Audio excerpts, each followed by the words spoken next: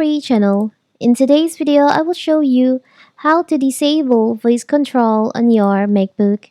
Before we get started, don't forget to subscribe and turn on the notification to keep you updated about this channel.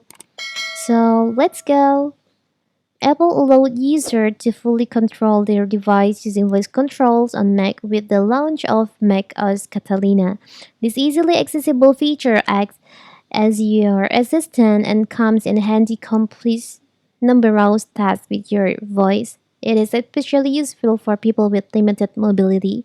On my previous video, I'll show you how to use it, how to turn on the voice control on your MacBook. But now, maybe for some reason, you want to turn off this feature. How to do it is so simple. So first of all, you can just open your system preferences on your MacBook. But as you can see in here, the indicator, it means my voice control on my Mac is active. You can unactivate this feature by click on the accessibility. You can open the accessibility.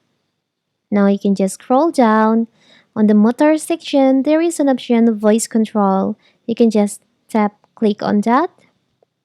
And in here, as you can see, for the enable voice control, there's a checklist on it.